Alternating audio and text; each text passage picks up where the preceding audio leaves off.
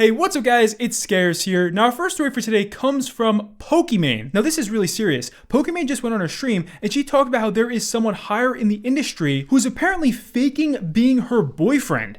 And what he's doing is he's going around to other women in the space on Twitch and the other creators, and he's telling them that they are in a relationship, and he's sending these people fake photos, and he's manipulating conversations between them about work, and he's saying that this is really their relationship. And this guy is apparently manipulating other women in this space to send him photos back, explicit photos back. This gets really scary. Just watch this. Someone that I and many streamers have been working with for years, someone who was also employed at a large company in the industry, has targeted and manipulated girls, specifically in my community, by falsifying a romantic and sexual relationship with me, leaking privileged information he gathered from his job, as well as threatening to harm himself if these girls turn against him. He is well networked in the industry. He knows many streamers.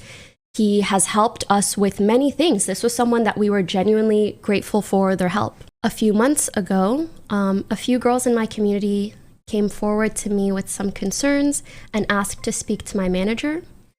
They proceeded to send my manager countless screenshots and videos of their conversation with him, proving the lying and manipulation that was going on. So basically, he would reach out to girls that he knew were like in my chat or viewers of mine. He would approach them, and because of his connections with streamers and the company he worked at, he seemed like a very trustworthy individual. He would then tell the girls that he's suicidal and deals with mental health issues, which of course would garner him a lot of sympathy. And again, these girls are so sweet, so of course they would hear him out. And then once he felt that he gained their trust enough, he would start sharing these photoshopped Discord conversations with me.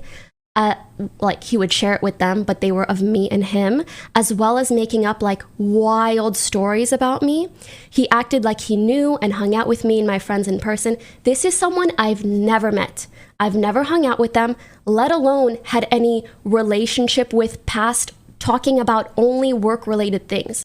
Okay, so this obviously sounds really bad, but she goes in detail on how this guy meticulously planned out this whole thing over years to try to gain these women's trust. And I have to give a huge warning here. I mean, this is relevant to the story, but it does get very disturbing. Just listen to this. He laid this groundwork over months and months. Like he's been doing this for basically the 2 years that I've known or worked with him every now and then, which makes me so fucking mad to know that this was going on, like right under my nose for so long.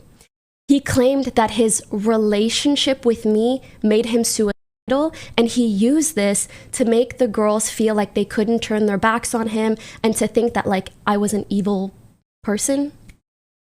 He told elaborate stories of our alleged sexual encounters in detail to girls that are like in my community, things that obviously never occurred. He created fake screenshots as evidence, Discord logs. When he and I would talk about work things, he would then take that conversation and like edit the second half of it to like look inappropriate or weird. I don't even want to go into details because it's really fucking gross. He would use like inappropriate photos, like nudes that weren't of me, and he would send them to the girls and say that it was me.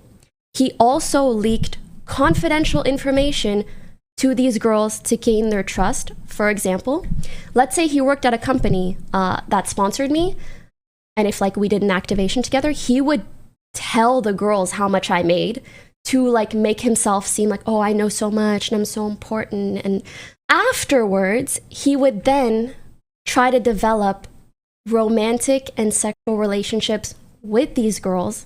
After gaining their trust, he would hit on them, offer to fly them out, meet up in person, buy them gifts, ask for inappropriate photos of them after sending them fake inappropriate photos of me. Okay, so clearly people are outraged about this whole situation. I mean, they just cannot believe that someone would be this creepy and disturbing in the whole streaming scene. And apparently this person works at a well-known company in the streaming industry. Now, we don't actually know who they are because they're going to keep him anonymous to protect everyone involved. But this has really got people talking about just how crazy people get over streamers like Pokimane.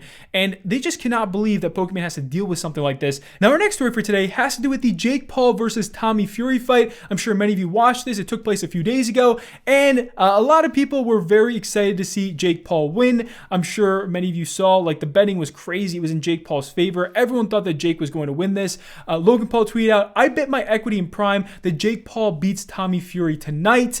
Even Drake himself bet $400,000 on Jake Paul to knock out Tommy Fury. And, well, Jake Paul actually lost. For the first time we've seen Jake Paul lose in boxing. He lost by a split decision, and this was obviously a pretty big blow to Jake Paul. I mean, people cannot believe that he lost his first fight here, especially to Tommy Fury. Now, immediately after Jake Paul lost, KSI posted a Twitter video that made 1 million views in 20 minutes. Don't mind me, just smoking on that Jake Paul pack. Honestly, Jake Paul, trash. Tommy Fury, trash. So there definitely was a lot of funny responses after Jake Paul lost, but it looks like this loss has humbled Jake Paul. Like, if you actually watch him before and after, he is a lot more humble afterwards, and you can tell he's kind of changed his whole demeanor about this fighting thing. 100%. Are we getting all of the Jake Paul that you can bring tonight? No injuries, no problems. We're coming in 100%. Yes, sir. You're getting Jake Joseph Paul, the full name. Legendary. Let's get it, baby. It's time for the truth. Get it, baby. It's How much of your training and strategy was successful tonight? Honestly, I felt flat. I got sick really bad twice in this camp.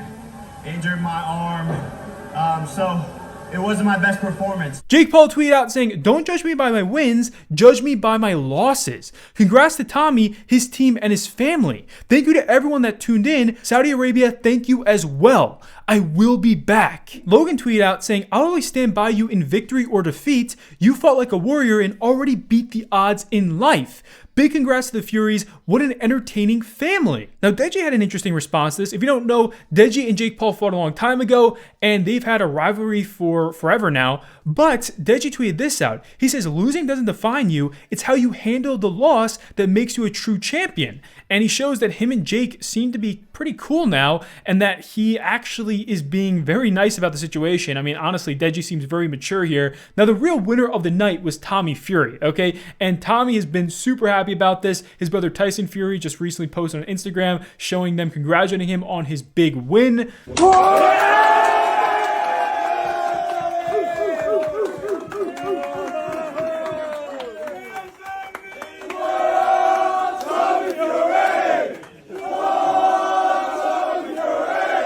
And the next story for our video today has to do with Adin Ross. So for those of you who don't know, Adin has recently been on a bit of a rampage.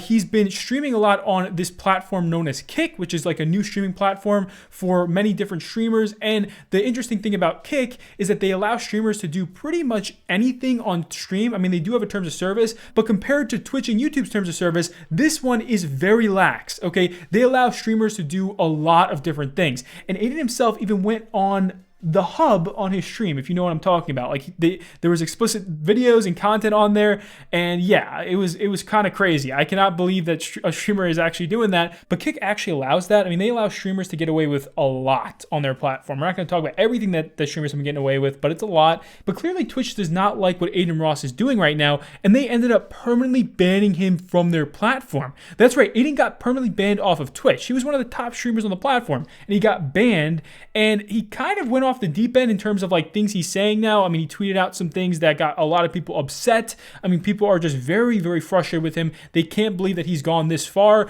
and they feel like he's kind of turning into Andrew Tate. But Adin claims here that he's been permanently banned on Twitch for no reason, and he says that Twitch is out to get him and other big streamers.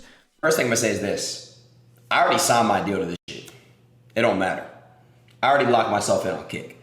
Thank God, because I told everyone that Kick was out to get me, bro. They were out to get me. They're out to get Kai. They're out to get all these fucking streamers.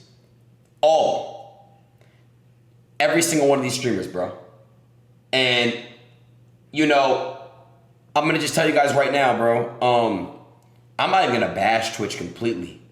But the one thing I'll say is this. If I had blue hair and did my makeup, would you have banned me, Twitch? Listen. I'm permanently banned on Twitch. It's done. It's already done. But I got permanently banned for no reason.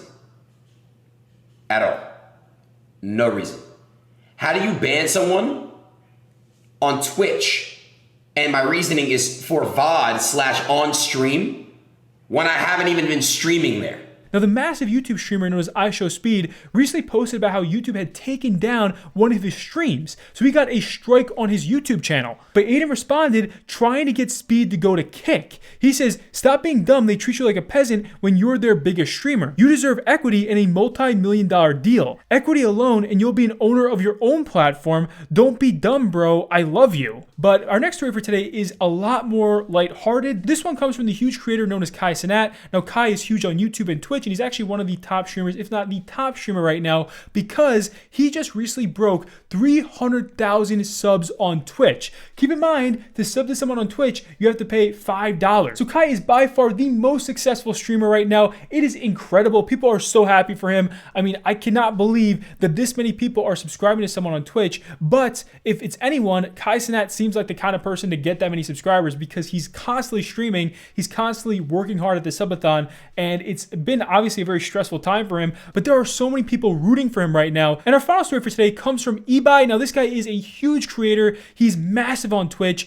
over 12 million followers. Now, he has decided to announce his third ever boxing event that's going to be streamed on Twitch. This one broke records last time. They made over 3.3 million live viewers, okay? Definitely the biggest stream that we've ever seen on Twitch, and they're going to try to break that record this time, but it just seems impossible. 3.3 million people live. But one of the fights during this event has a streamer that I'm sure you all know. Amouranth is going to be fighting another Spanish streamer at this event. That's right, she's actually going to be there fighting during this event. It's going to be a very interesting fight, and I think a lot of people are excited to see Amouranth actually show up in the ring here. And that's it for our video today, guys. Hopefully you enjoyed it. If you did, please be sure to leave a thumbs up, and I'll see you later.